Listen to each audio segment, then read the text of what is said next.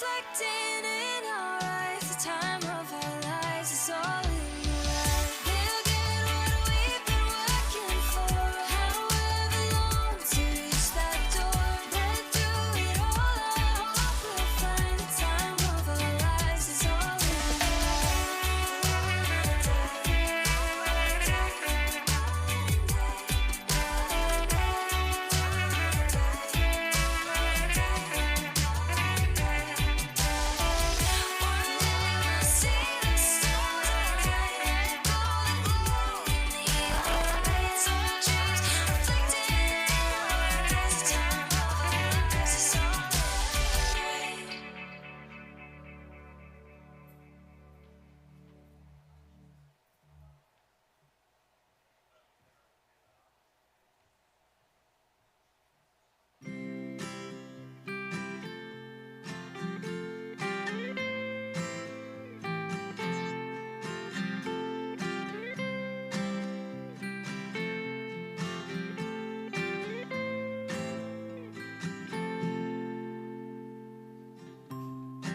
I had no home to rely on, driving around in a passenger van, dreaming of when I'd ever begin to start my life.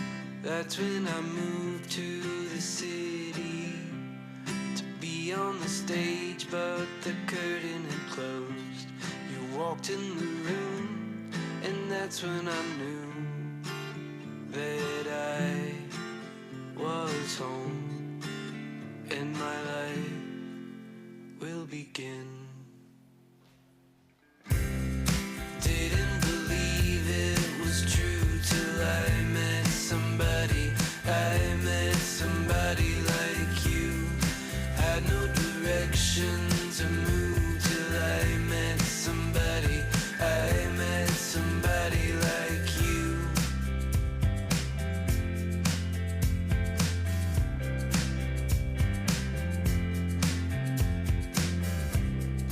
You took a flight from the desert to take up a room with a mutual friend.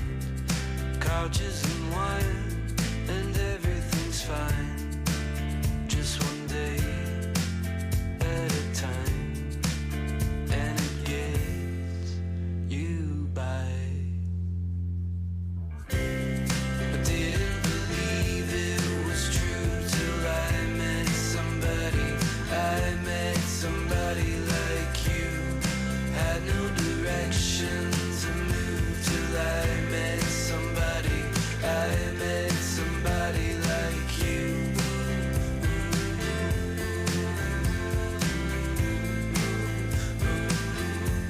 Somebody like you.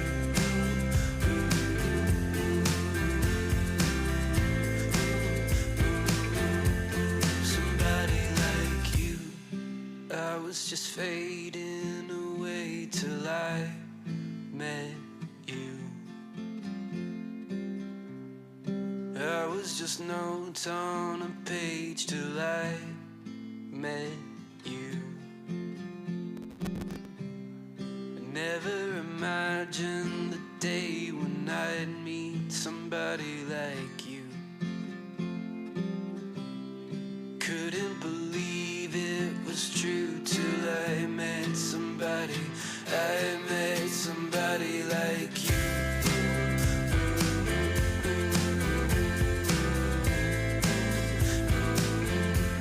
Somebody like you.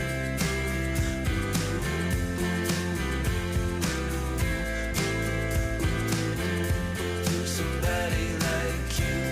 I didn't believe it was true till I met somebody.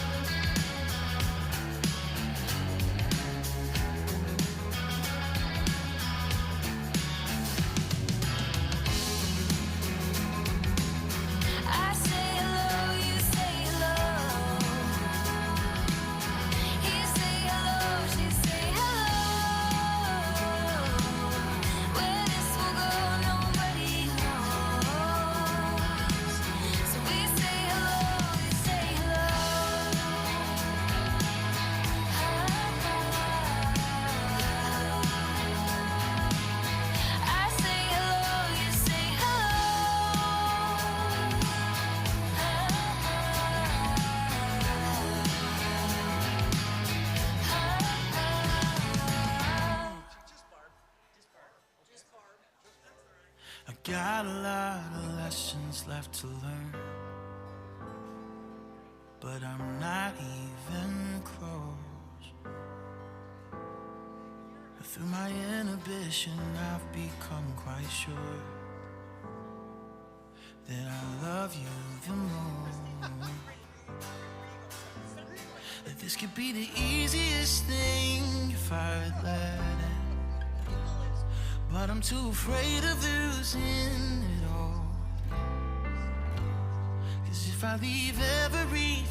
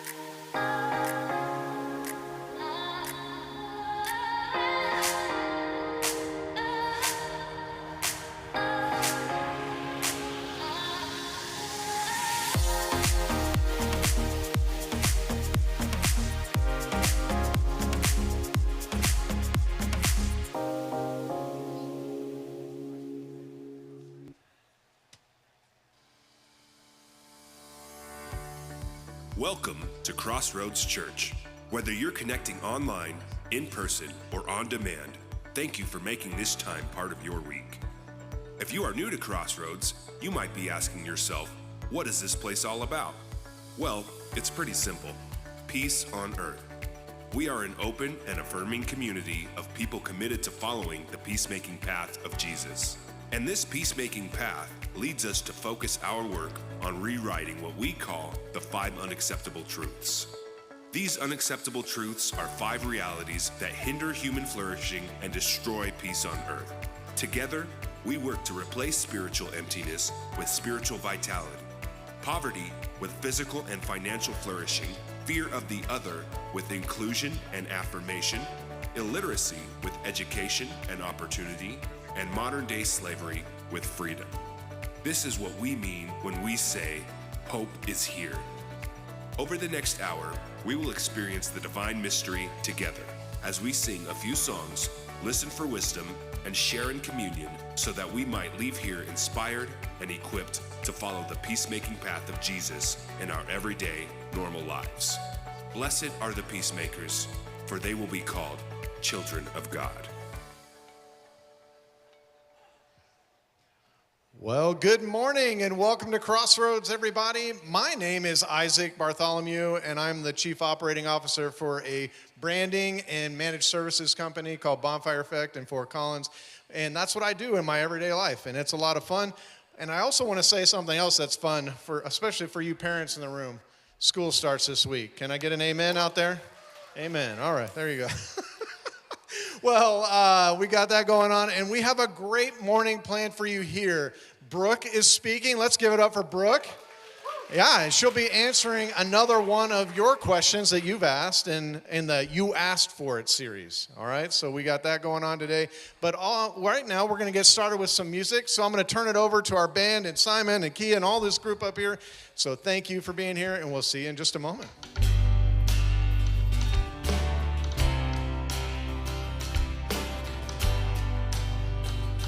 Will you stand if you're able? I have days I lose the fight, try my best but just don't get it right. Where I talk a talk that I don't want, miss the moments right before my eyes. Somebody with a hurt that I could have helped. Somebody with a hand that I could have helped. When I just can't see past myself, Lord, help me be a little more like mercy, a little more like grace, a little more like kindness, goodness, love and faith, a little more like patience, a little more like peace, a little more like Jesus, a little less like me.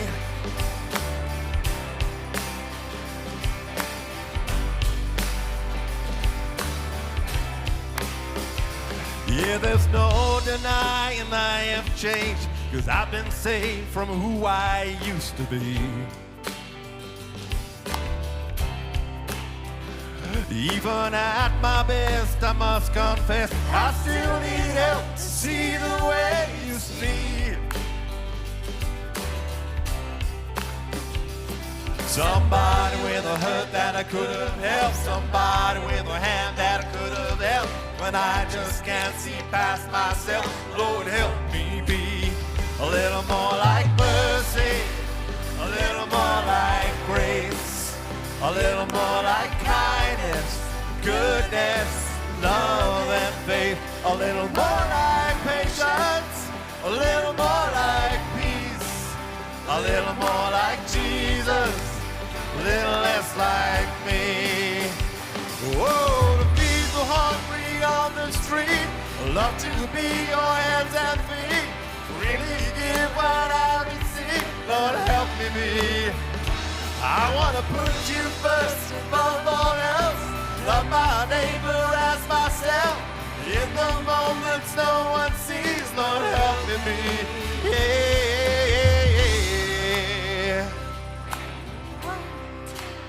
A little more like mercy, a little more like grace, a little more like kindness, goodness, love and faith, a little more like patience, a little more like peace, a little more like Jesus, a little less like me, a little more I'm living everything I preach, a little more like Jesus, a little less like me.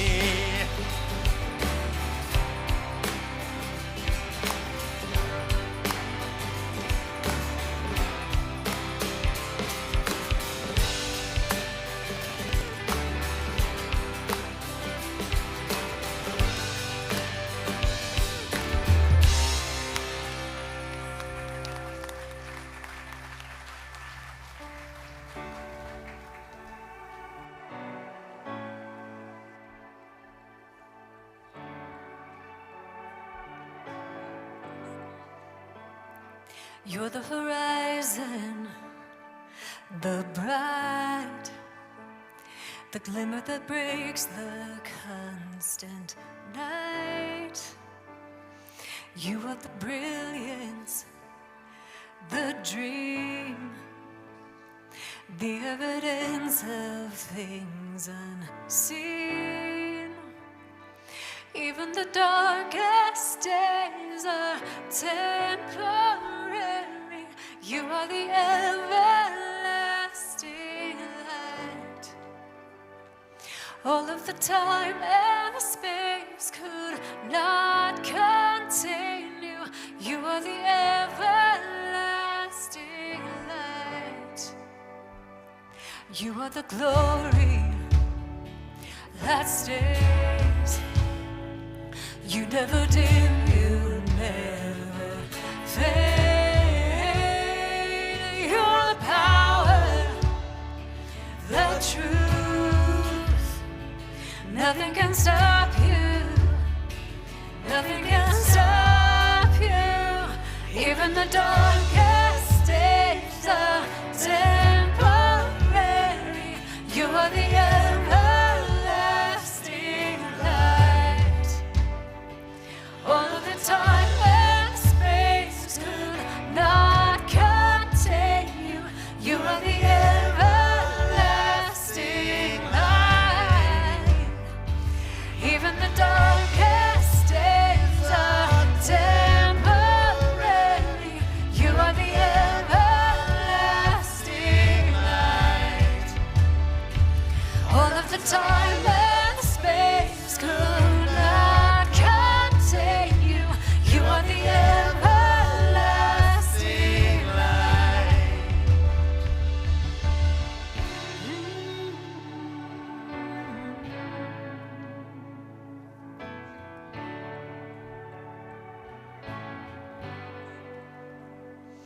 The end and the beginning, the new reality.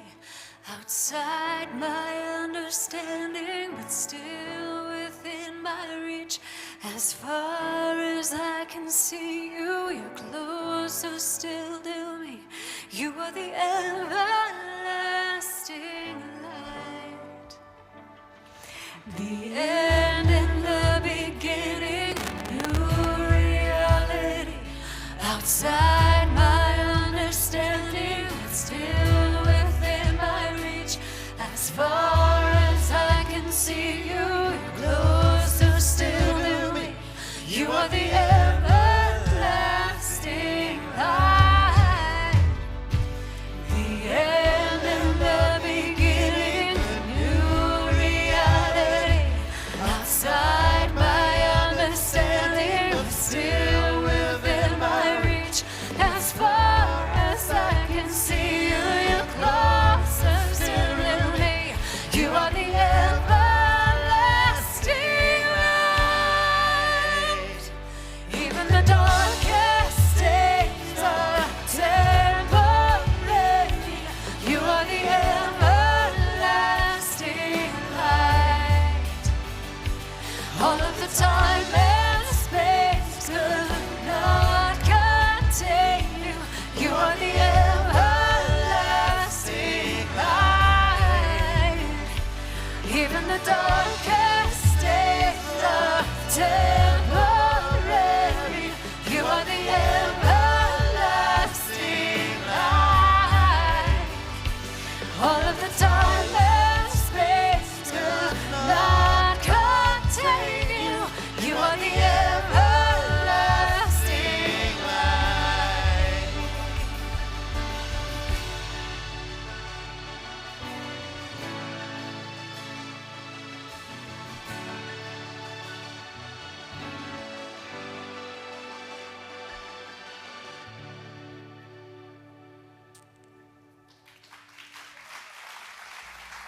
All right, yeah, thank you. If you want to go ahead and take a seat, that would be great. And as you came in today, if you didn't receive you should have received a program, and we have them around. If you didn't get one and you would like one, just simply slip your hand in the air, and Mary will bring you one. And everybody say, "Hey, Mary." There you go. There we go. And go Broncos, Mary. Go Broncos. That's right. All right. So anyway, as you came in, if you didn't get that, she'll get you one. We're glad you're here today. Also, if you're new here today, Jess, welcome. Hi. Everybody say hi to Jess. She's new. She met me at the... I'm sorry. I don't mean to pick on you, but actually I do. I'm sorry. I will apologize. Anyway, welcome. And in your program folder, this program folder is specifically designed for you and anybody else that's new in the room. And this will be very helpful through our time today and beyond today. There's a lot of great information in there. Inside your program, there are a few things I want to point out. And everyone, go ahead and pull out that Connect card. And I mean everyone. There you go. Show it to me. There you go. We got a few. So they're slinging it around. And if you're online, you can you can click on the Connect card through the app if you want to in the weekends section. The Connect card is for everyone to fill out every single week, whether it's your first time here or you're a regular attender. And if you're a regular attender, just simply put your name on it and your email address and check the box regular attender. But if you're new here, fill out as much information as you feel comfortable in sharing with us, and we'll be in touch with you throughout. So if this is your first time, this morning we have a gift for you in the back. It's a book called The God We Never Knew. It is especially helpful for those of us who've been deconstructing ways of thinking about God that were handed down to us that no longer make sense. And so that book is in the back. So on your way out of the auditorium, they have some on the table that you can pick up. Or better yet, you can come talk to me at the Fresh Perspective banner in the atrium after the service. So I would very much like to meet you if you're new and answer any questions you have about Crossroads and my journey here as well. So one big thing that I don't want you to miss is that our next O2 weekend is coming up Labor Day. That's Sunday, August 31st. And O2 stands for online only. That's right, and that's exactly what it means, that on O2 weekends, we do not gather in person on that Sunday. It gives our awesome volunteers and staff and everyone just a chance to breathe. So instead of a Sunday morning gathering, you can watch the online only broadcast wherever you are and whatever you're doing and whatever adventures you have over your Labor Day weekend. This season's O2 broadcast will feature 2 brand new music videos, as well as a conversation with Ryan and Brooke, filmed in a secret location. Ooh, yeah. It's just what it says. I don't even know what it means. But that's part of the series. You asked for it, so it'll be a part of this series, and you won't want to miss this. And I think what you ought to do is, if you are watching online, is take a picture of you doing that in whatever secret location you're on for Labor Day weekend and send it back to us here, because that'd be kind of fun. Like, you'll see a secret location, we'll see your secret location. It'd be pretty awesome. And it could be very well just your living room, but it's still secret, okay? So don't tell anyone. All right, so mark your calendars. That's O2, August 31st, all right? And on a final note, we are in the middle of our annual supply drive for our partner, Edmondson Elementary, just up the road, through Partners in Hope. And this year, we not only will our donations go towards filling their supply closet, but we are also helping to purchase toiletries and household items that will be made available for their families. So that's a pretty cool deal. And this year we're asking for monetary gifts instead of in-kind donations. When we donate money to Edmondson, the school has access to purchase items at a special discounted rate that we simply can't match. So when we do our own shopping, we can't match those things. So donating is simple. You can scan the QR code on the screens up here. You can just scan that right there, or in the table in the atrium. You can also find the donation link at crossroadscolorado.com/store. So again, if you could think about donating a monetary gift, that will go a lot further. It makes our dollars go much further. But if you simply must do your own shopping for school supplies, I understand there's good things in that. Find the Edmondson's list of most needed items, including toiletries, in the Crossroads app. And you can see those things and bring them here if you need to.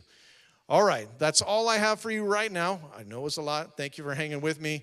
Brooke will be up in just a moment, so go ahead and take your talk notes out, and we'll keep it going. What you think about that? What you think about anything? What you think about you? What you think about me? What you think about that? What you think about that? What you think about anything? What you think about you? What you think about me? What you think about that?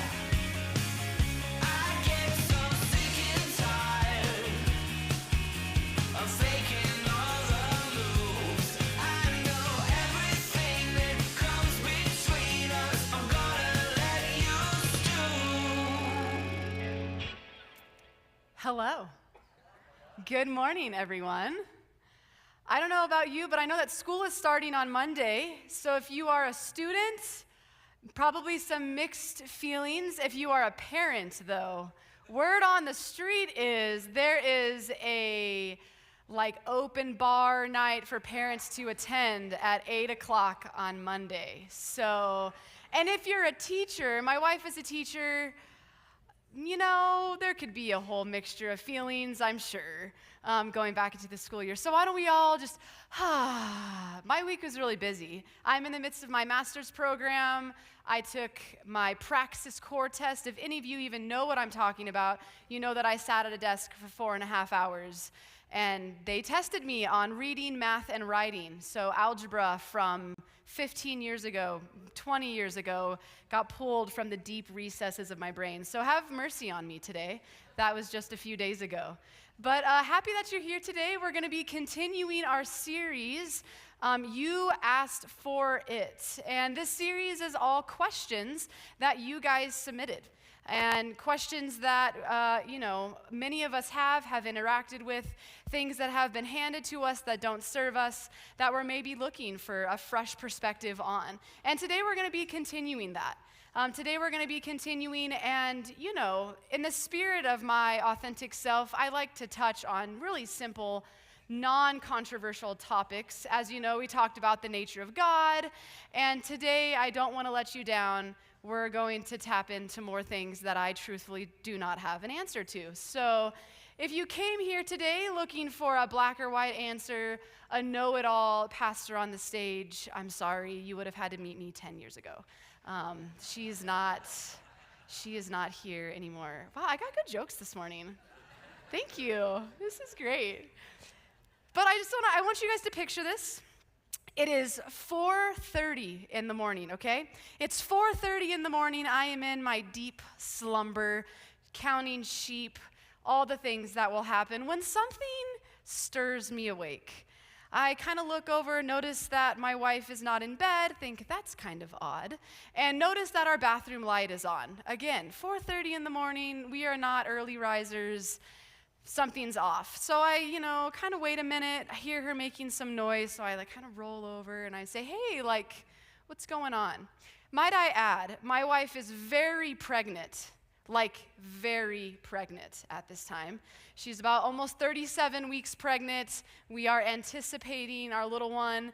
And so, I'm like, maybe it's just, those of you that have been pregnant know at 4:30 nature calls. And sometimes you got to go to the bathroom or something, right? So I'm just like, but the light was on. That was just, something was off about that. So I'm like, sleepy, hey, everything okay? Silence for a moment. Hey, what's going on? And then I hear through a nervous chuckle, I think my water broke. And, of course, me being just so calm, cool, and collected, I just proceeded to go, what? And full-on movie scene panic. I am humbled to even stand here and admit that. Everything in me thought that when the moment came, I wouldn't be that person. And I was. And I've accepted it now. But, there were also some reasons why I was in full-on panic. Our hospital bags were not packed. Our car seat was not installed. Our nursery was not finished. Our birth plan was not, finalized. So, we were really prepared for this moment. And, after me, full-on panicking for about 10 minutes, full-on panicking, we got ourselves together and made our way. And not even 12 hours later, our sweet little girl, Riley, was here in the world. I know. Those of you that know, well, clap for her, not me. Not me. We don't need to talk about those 12 hours. But, yes, Smiley Riley, as many of you know her. And the crazy thing is, I remember in the midst, adrenaline and stress and just, it's all a blur. Parents, you probably know that it's just all a blur, different experiences. But I remember the moment that I, met her. I remember the exact moment that all of a sudden, it's kind of chaotic, and then there's a little baby on my wife's chest. And it was insane. I just stood there in absolute awe. First, awe at my wife, because birth, whoa. But awe at this precious little baby that I had been talking to, reading books to, dreaming about, going to therapy to prepare for, all of the things, and all of a sudden, she's there, and she's perfect, and she's innocent, and kind of looks a little funny, let's just be honest. You don't have to tell a new mom, oh, it's so cute, we know. The, wrinkly, it's okay. They get cuter, thankfully. But hormones were doing its thing, and I was just smitten. And so excited. And I couldn't imagine being anywhere else. I couldn't imagine anything more perfect in that moment. It was just the most beautiful thing.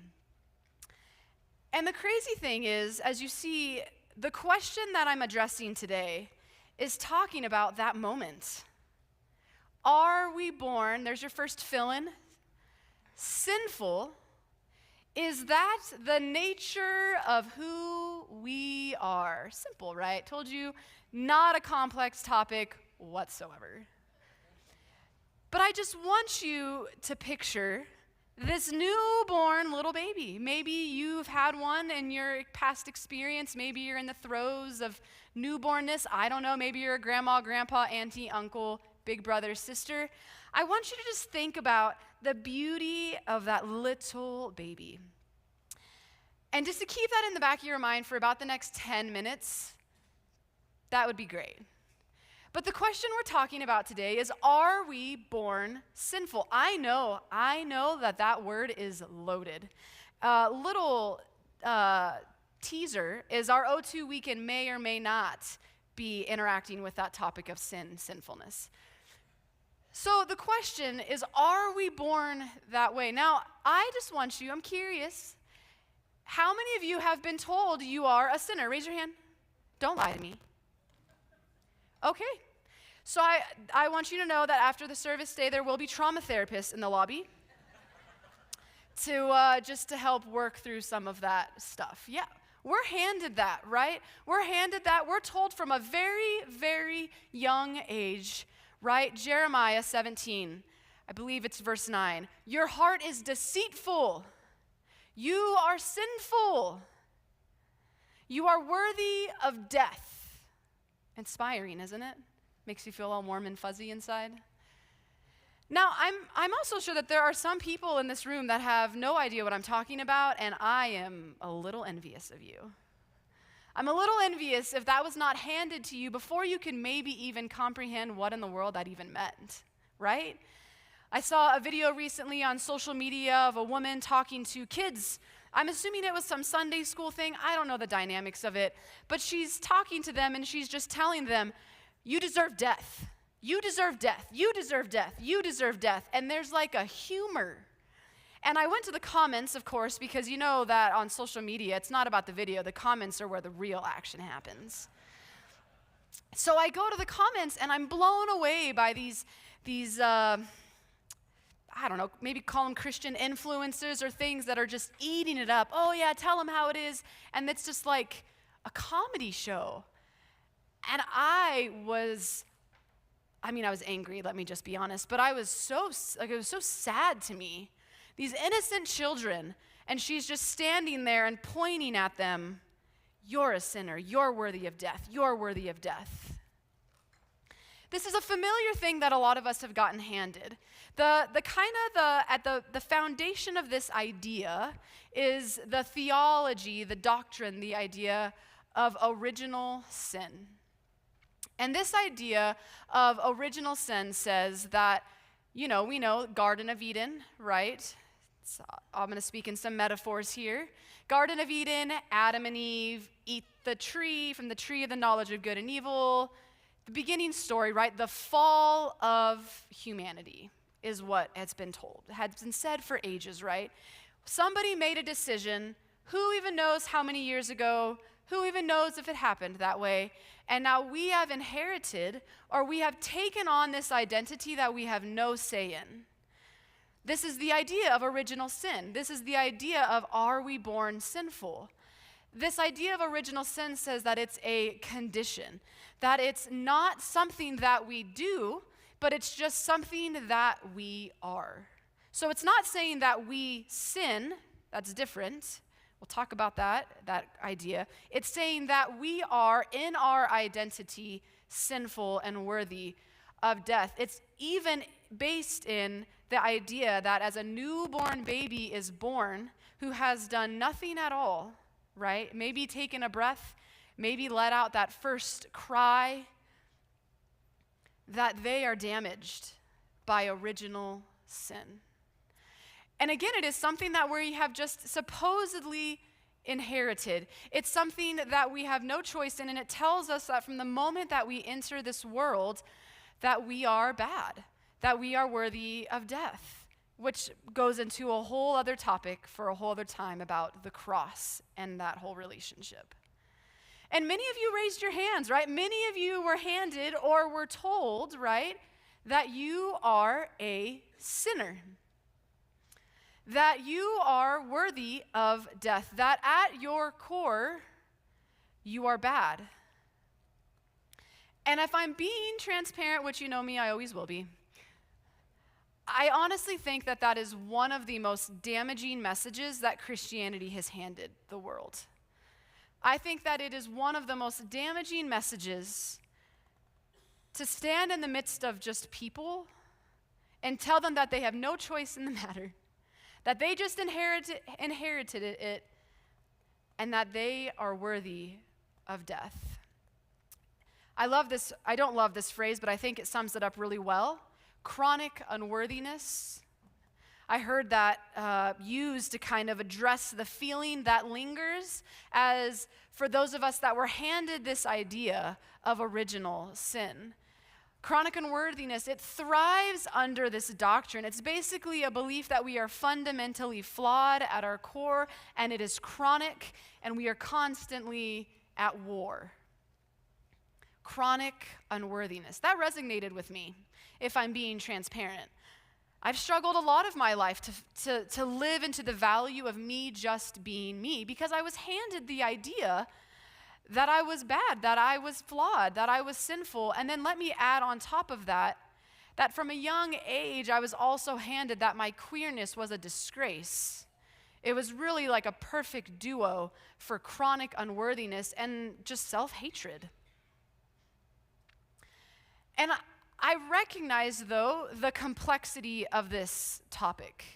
I recognize that as we look out in the world and we see the things that are taking place in our government, in our nation, in Israel, right? It might be easy to be like, maybe that's right. It might be easy to be like, oh yeah, we are pretty bad. But the reality is that humanity is so complex. You are complex. I am complex. I recognize that my brain, my mind, my body is not this binary, good, bad, sinful, not sinful, black and white experience. That's simply just not how most of life is. But unfortunately, in a lot of spaces, people need that to find some safety or answers, right? They need that certainty. But the reality is, I don't think that there is one.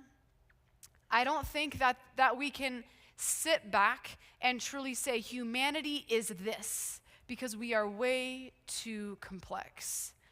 But one thing, you're probably wondering, Brooke, then what in the world are you doing up there today?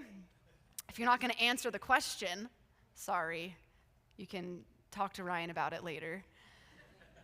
One thing that I do want to do today is to explore an alternative, right? I could happily stay up here and share a lot of my thoughts on the doctrine of original sin and nitpick Bible verses and ideas and things. But I don't think in this space, in this time that we have landed here, that would be the most helpful. I would much rather today use our time to interact with some alternatives, to interact with, instead of maybe the shame that has been handed to us, to remind us of the narratives that God has handed to us, to remind us to look at, to sit with an alternative. I don't want to spend our time just hating on it, although I could, but I won't.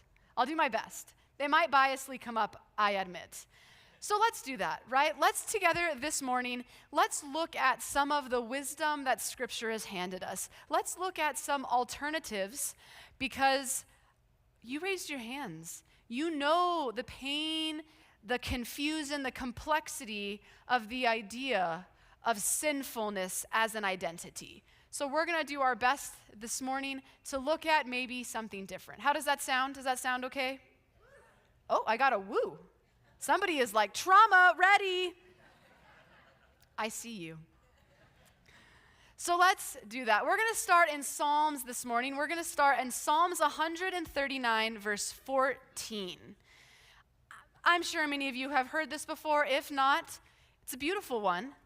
Psalms 139, verse 14 says, I praise you, David potentially writing here, for I am I praise you, for I am fearfully and wonderfully made. Wonderful are your works. My soul knows it very well. I praise you, for I am fearfully and wonderfully made. That word fearfully, we don't use that a lot. I know that when I think about the word fear, I think of fear, scared, right? I remember growing up hearing the phrase, fear God and give him glory. I feel like that's in the Bible somewhere. You guys can tell me later where that's at. Fear God and give him glory. And I honestly did. I was terrified of him. I was terrified of him and what maybe they could do, right? And I think that this idea, this word, fearfully, I think that naturally our human mind goes to scared. But this is not saying that, contrary to maybe how newborns might look when they come out, that you are scary. That was good too. Something was in that coffee this morning. I didn't drink it, but maybe just smelling it. I don't know. But this word fearfully, it actually means to stand in awe of. It means to reverence. The word that comes to my mind is speechless, whoa. Pretty crazy that that word is used to describe you. For you are something worthy to stand in awe of. You are something worthy to be reverenced.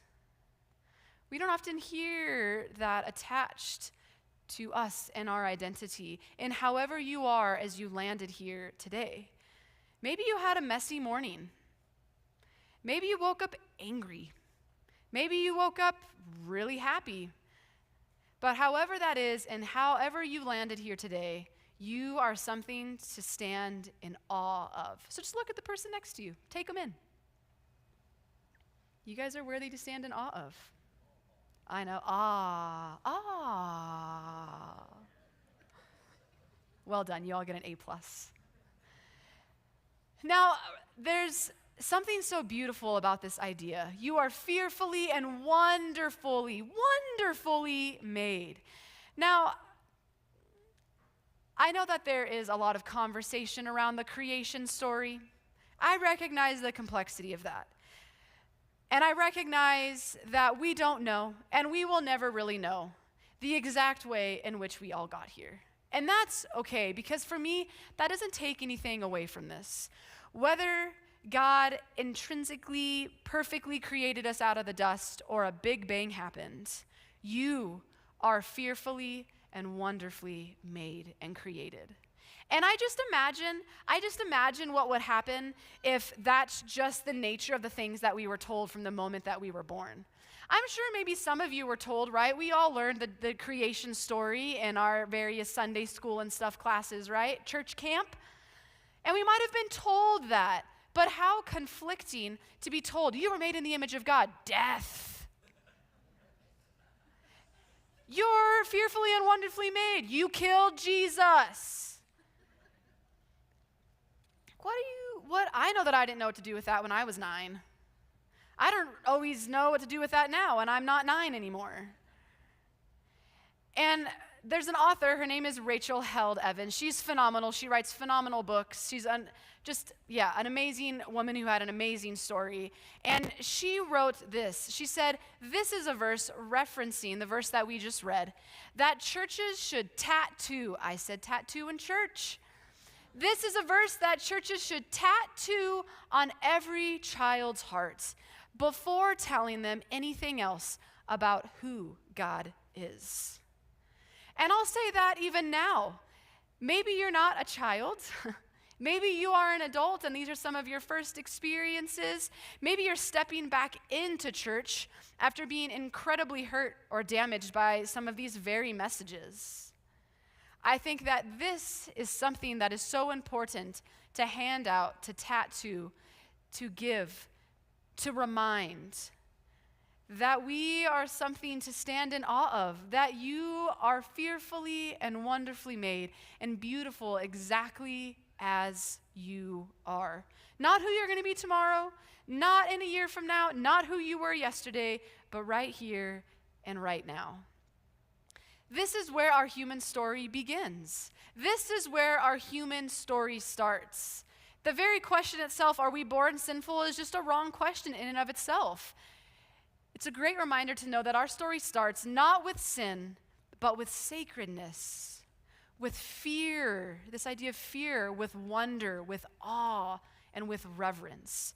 The human story begins there.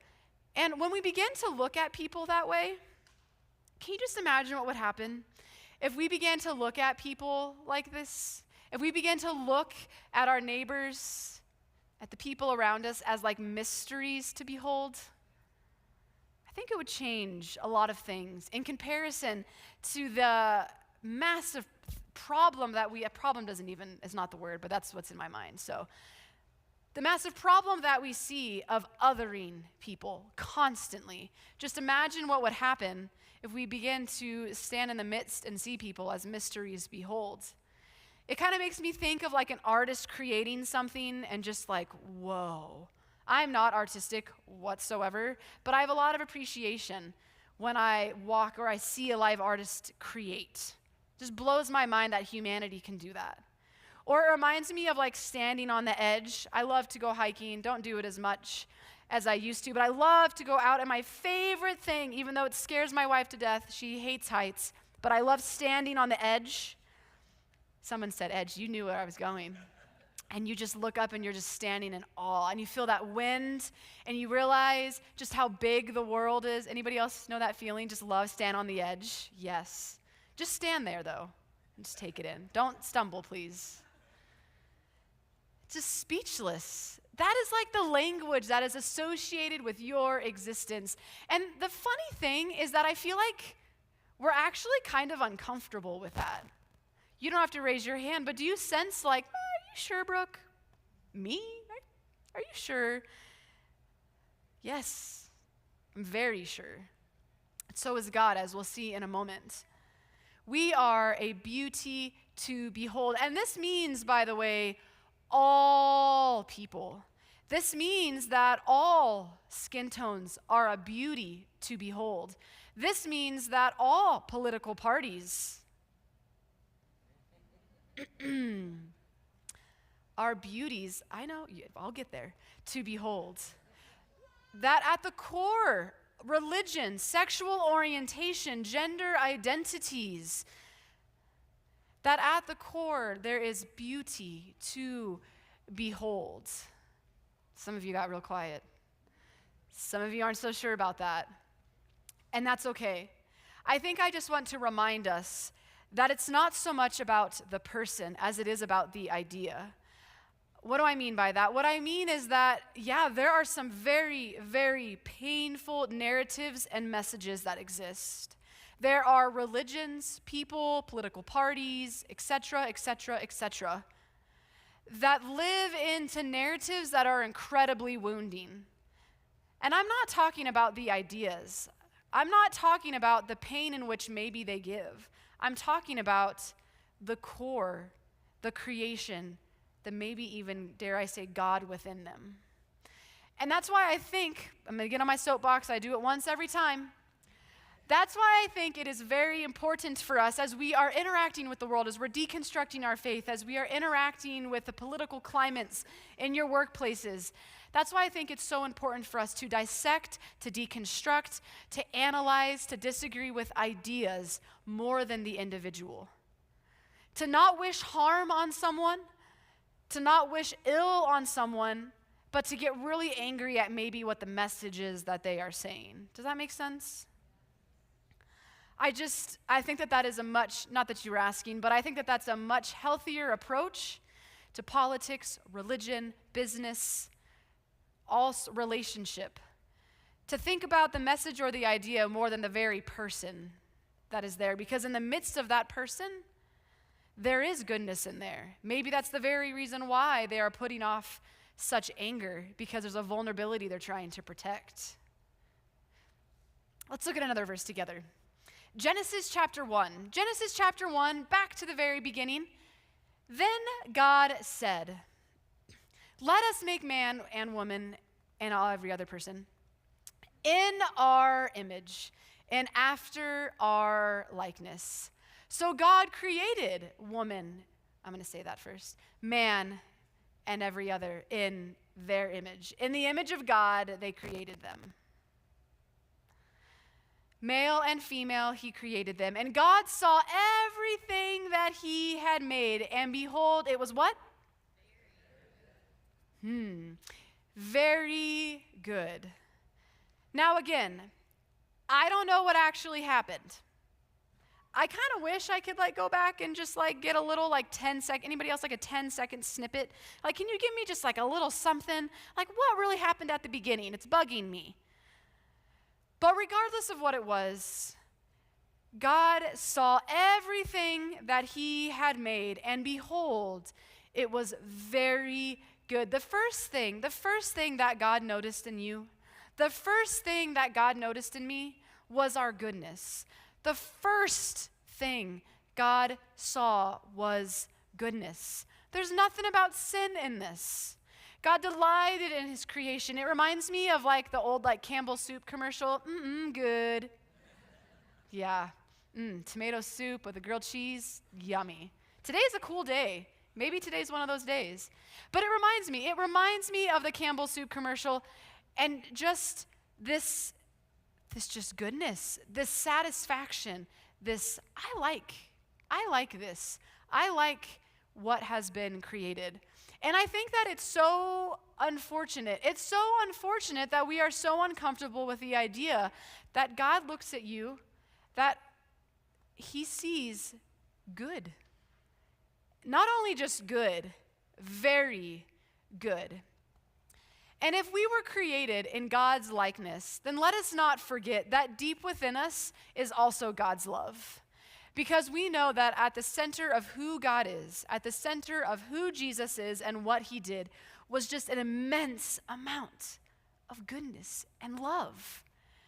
And that love that is used to describe God is the same love that dwells in you. And at the core of who we are is love. It was embedded in our design. You are full of love. And I want us to just take a minute with that, because I think it's really easy to rush through this. I know even for myself, as I was preparing, I was I've read these verses.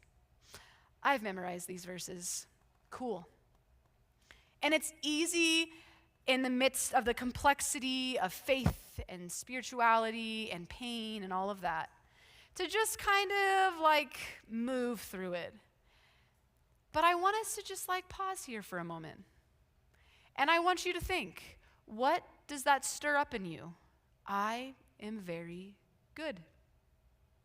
Does that stir up discomfort?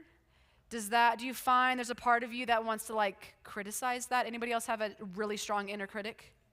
Yes. I am very good.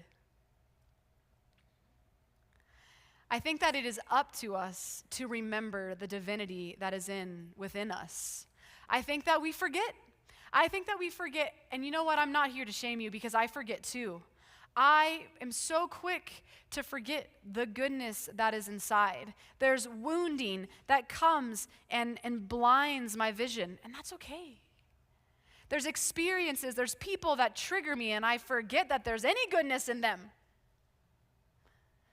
But this morning, I just want us, you might get tired of me saying it, but I want us just to continue to pause and remember, because this message that you are sinful, I sometimes think we don't even know how much it's deeply embedded in our hearts and our minds. The last verse we're going to look at today is Ephesians 2:10. For we are his workmanship, created in Christ Jesus for good works. There it is again. Which God prepared beforehand that we should walk in them, that we should walk in the good works. Now, this is not about earning salvation, but this is about living into the goodness that God has already placed in you. There's so much in the world that leads us to forget this. There's so much that in the world that leads us to betray the good works that are in us. Maybe it's narratives of what the world says about you and who you are. Whatever it might be, maybe it is people in your life that are saying things to you that are not true. I've gone through that not long ago, right? Where people have some things to say about you.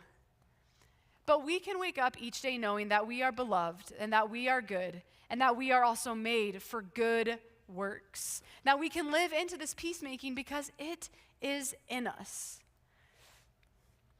I've said a lot about goodness and good works. I've said a lot about being fearfully and wonderfully made, and if you might have zoned out for a few minutes, that's okay. Maybe you were distracted by your growling stomach. But I don't want you to miss this, all right? Just zone in with me for a moment, lock in for a moment. The human story does not begin with sin. We can just erase that, right? I'm not going to get into analyzing and breaking that all down. There's a time and a place for that. But the human story does not begin with sin. It begins with sacredness. Scripture tells us that we are fearfully and wonderfully made, that you, yes, you, and you, and you, and you, were created in God's image. And not only that, but you were created to live out good works. Before anything else, before the complexity of the world, before wounding takes place, all of that, at the core is goodness. You are so beloved. All right, so we're going to practice something because we all need to rewire our brains, okay? We are going to say together this phrase. It's only 3 words, all right? Beloved, not broken. Okay, so on the count of 3, I'm going to say 1, 2, 3, we're going to say together, beloved, not broken, because I think we need to say it. And because I think it's so good for our brains to be rewired and to set aside the belief of anything other. Okay? 3, 2, 1. Beloved, not broken. That's nice. I want us to not forget that. Beloved, not broken. You're not broken. You're not sinful. You're not a disgrace. You're not worthy of death. And when we start from this blessing, instead of from this idea of brokenness, we start to see ourselves and we start to see others not as something that needs to be fixed, but as mysteries to behold. Faith really then just becomes a remembering at its core. It becomes a remembering. Because the question is not, am I good enough? That's not the question. The question is not, am I good enough, but can I remember who I have always been? And so what does this mean? It all sounds nice, but what does this mean in our everyday lives? As we leave here, as we go about, as school starts, as summer comes to an end, as the best season ever, fall begins, what does this mean? One practical way is that it means that we can acknowledge, or maybe we can even admit and live into the idea that maybe we have participated in the wounding. Maybe there were moments that we forgot about the goodness within ourselves and maybe another, and in a moment we participated in the wounding. A practical way is to acknowledge how maybe we have participated in that narrative, right? Maybe in a heated moment, we've attacked someone's character or something about who they are. We forgot. A practical way is to bring peace into this tension, to ask, can I respond as someone rooted in blessing, not fear? Can I be someone who is remembering the awe of the individuals in front of me and root myself in blessing, in goodness, not in fear? Another practical way is to be a person of healing, to be a person that speaks this belovedness, this sacredness, this wonderful, fearing message out in the midst of others. That's what we're about here at Crossroads. Peacemaking. Peacemaking. To say you are not a problem to be fixed. So many people have this internalized message deep within them that they are a problem to be fixed. But the reality is that we should be saying things that you matter exactly as you are. And so this morning, maybe what is God inviting you in as we're going into a new week? Maybe you're a new person. Maybe this faith experience is new for you. I encourage you to sit with this idea of belovedness. I encourage you to sit with and to pause. What might that look like? It would look like this: to sit quietly, put your hand over your heart, maybe close your eyes, and allow yourself to behold you. To stand in awe of you. Not criticize, not say, this should be better, I should have done. Don't should on yourself. Gotcha. Some of you were like, oh, okay. Whew. But just to stand in awe of you. Maybe that's just enough. Maybe you're newly committed to this journey. We had baptisms last week. Was that last week? Wow. That was. Sorry. A lot has happened. Maybe you're newly committed to this peacemaking path. And to you, I think that it would be great to speak the sacredness into someone else, to tell someone that you see it in them, to speak that truth instead of critique, to have small words. These small words, I like to call it like holy rebellion, where instead of saying like sinner, no, but to say like, I see goodness in you, to say that you reflect something of God to me. Whoa, that's so sacred. To speak that truth instead, to engage in that type of holy rebellion, to change those messages. And maybe you're a veteran peacemaker. Maybe you've been doing this for a while. Maybe you've been a part of this peacemaking journey. You've been advocating. You've been showing up. You've been standing up in the midst of systems that are doing such a disservice to people. And to you, I encourage you to rest. I encourage you not to just depend on your usefulness or what you can do, but to receive that grace. Don't just distribute it, but to sit and to rest into the idea that you are fearfully and wonderfully made, even as you rest, even as you behold. At Crossroads, we do communion every week. We have this time of communion to reflect, to think, to participate. And honestly, I think that this is a great time to participate and to remember, to pause. Our communion song today is a song called I Am Good. I am good. How many times have you sang that in church? Our communion song is a song, I am good, because at our core, our soul is well. Because we are good and beloved. You guys will recognize the tune. It's a famous hymn that's kind of been rewritten. But I want you, as we move into this time of communion, I want you to recognize, maybe within yourself, how this doctrine of original sin, maybe you've adopted it. Maybe even today you're realizing, I actually think that at my core I'm not good. And I hope that throughout this time you can sing this song and maybe even adopt a new identity. Maybe adopt a new identity that is not rooted in this idea that you inherited something that nobody deserves, which is death. That you are good, that there is nothing wrong with you, that you don't have to hide any parts of yourself, that you can show up and be as you are. And if someone can't stand in the presence of you, that's not because of you. You are good as you are. I hope that this can maybe be a reintroduction to yourself, that you will be able to see the you that God has always seen, the goodness in you. And so on your tables, you'll see that there are some gluten-free crackers. If you're in the back, there's some tables and stuff that have gluten-free crackers and gluten-free juice, non-alcoholic juice.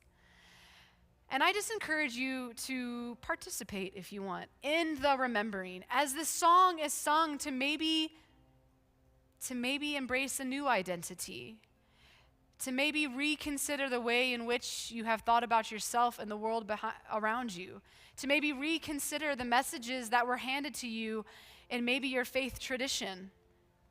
and replace it with the goodness of Jesus in you, and the goodness that you are. That it's really cool, honestly, for me to stand and to just behold. And so the body of Christ and the blood of Christ shed for you, all can take, all are welcome. Reflect, you are good.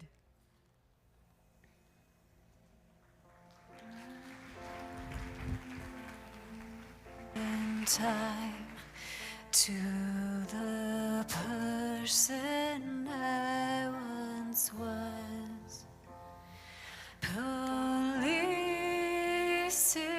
each feeling and thought. If I could go back, I would tell my sweet self that I am good. I am good as I am. I am good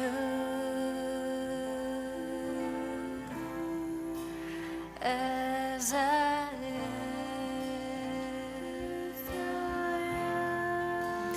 I am good. I am good as I am.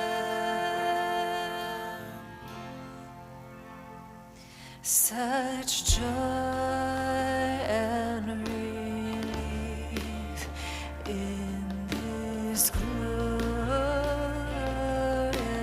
thought that there is nothing wrong with me.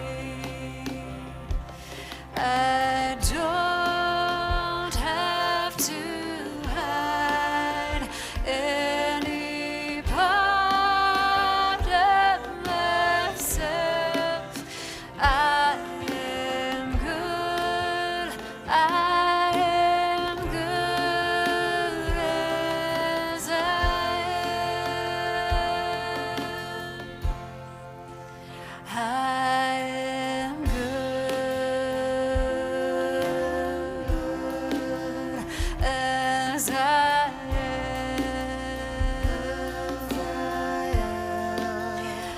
I am good. I am good as I am.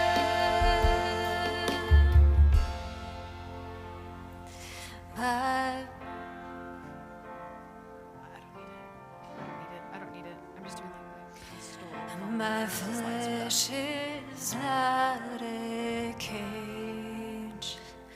My body is precious and wise.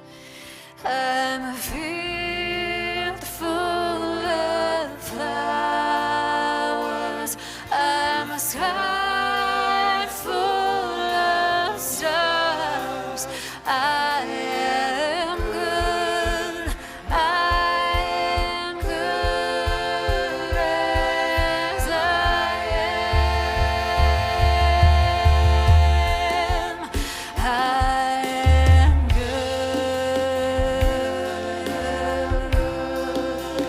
as I am.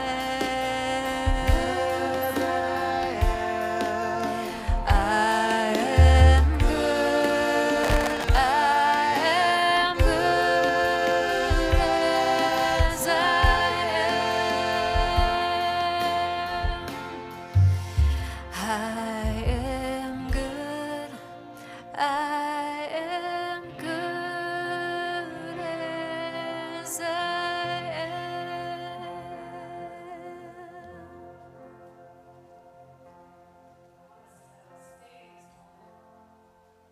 of taking on that identity and remembering that I am good as I am.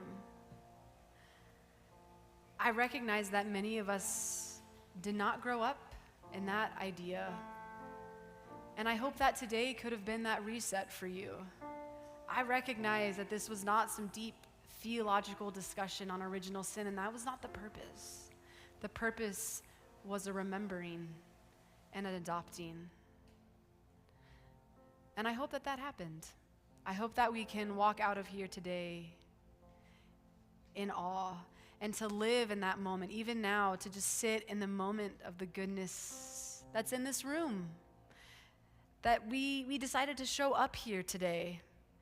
Whatever brought you, but I know for many of us, we came with pain, we came with narratives, we came with questions about who God is, about who Jesus is, and landed in this space. God, we're so thankful that you showed up in this space today. We're so thankful for the goodness that you have given us, for the goodness that we are. Thank you that you are good and you are love. And in the times that we forget, can you help us remember? As we leave here and go out into the world, may we be that peacemaker to remind others of the goodness. Thank you. Thank you for the reminder today. In Jesus' name, amen. We're going to get you out of here in a moment. Isaac will be out here in a moment to kind of close us out. Here he comes now. Look at that great timing. Your ears were burning. Did it. It's all you, man. Thank you, Brooke. All right. Well, in just a moment, we're going to have our room host come through and collect the Connect cards and donations and that kind of thing. So if you want to go ahead and get those ready, I do have one last announcement for us this morning. But we are beginning to think about our next Happy Givers trip to Puerto Rico. That's right. We're getting that going through our Partners in Hope scenario. And Happy Givers is one of our partners, and they act and they're doing excellent work addressing the 5 unacceptable truths in their community. And this next Happy Givers trip is scheduled for January 20th and 30th, or through January 20th through the 30th of 2026. So that's coming up soon. And we'll be traveling to Vega Baja, Puerto Rico, and partner with them in whatever projects they are working on and continuing to build our special relationship with them. And this is our 4th year to be working with Happy Givers. So we're really excited about that. And so if you're interested in taking part in this trip and learning more about that partnership, you're invited to a meeting today, directly following the service upstairs in the conference room at the office. So you feel free to check that out. And whether or not you can attend the meeting today or not, please check the interest box on the back of your Connect card, and our team will be sure to pass along any relevant information. So now I'm going to ask our room host to come forward and collect those cards, donations, and pins, and we'll get you out of here shortly.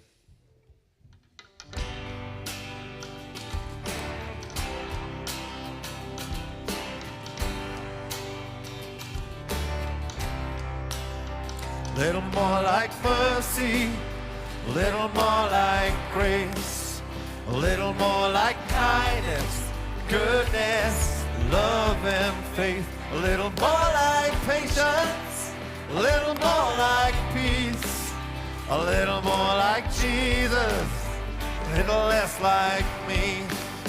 Whoa, to feed the hungry on the street, love to be your hands and feet. Really give what I receive, Lord, help me be. I want to put you first above all else. Love my neighbor as myself. In the moments no one sees, Lord, help me be. Hey.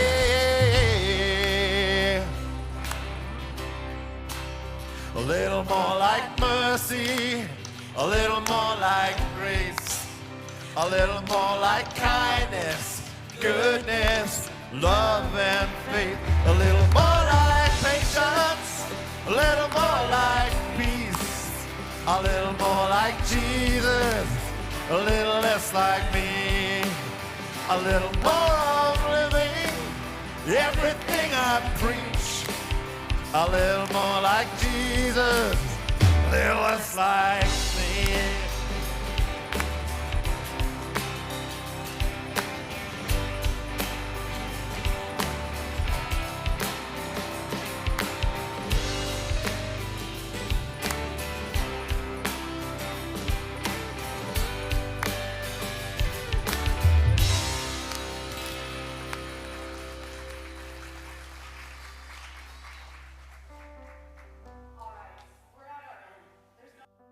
off between Isaac anymore.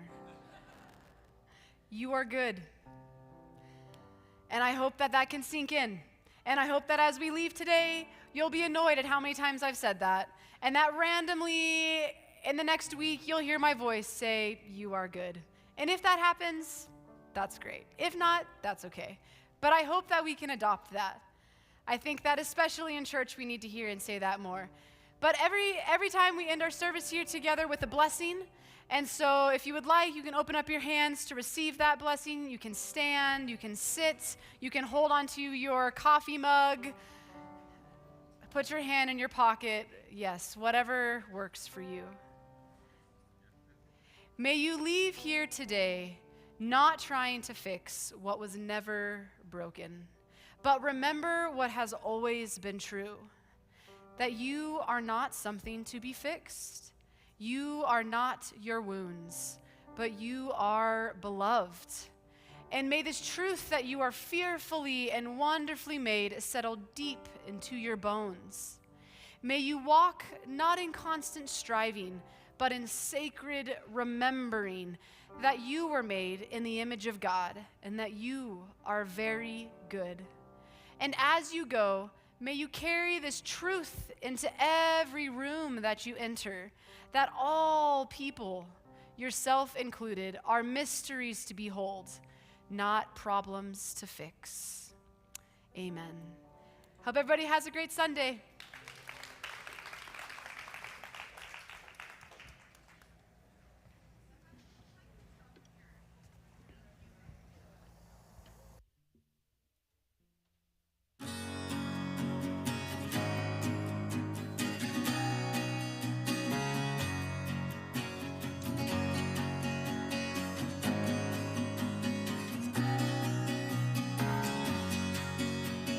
When you see the road from every direction, it will give you eyes, give you hope, it'll give you perspective. I've been back and forth, and yeah, I had my crashes. Now I've seen the road, it goes every direction. Oh, there are stories to tell, the times we grew and the times we fell. Oh, I've been afraid some days, but the road will lead us to a better place. Road will lead us to a better place.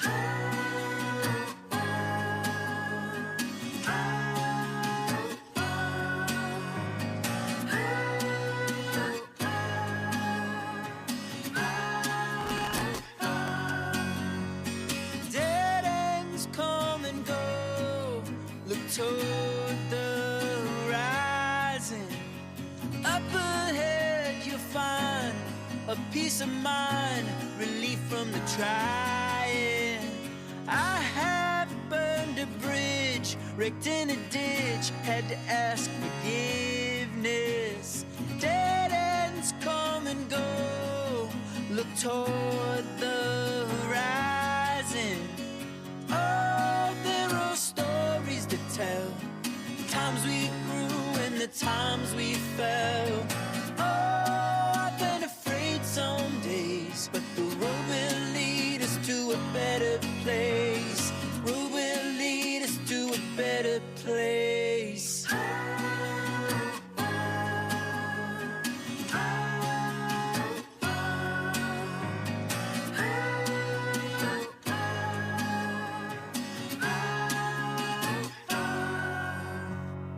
Ooh, there are stories to tell, times we grew and the times we fell. Ooh, I've been afraid some days, and the road will lead us to a better place.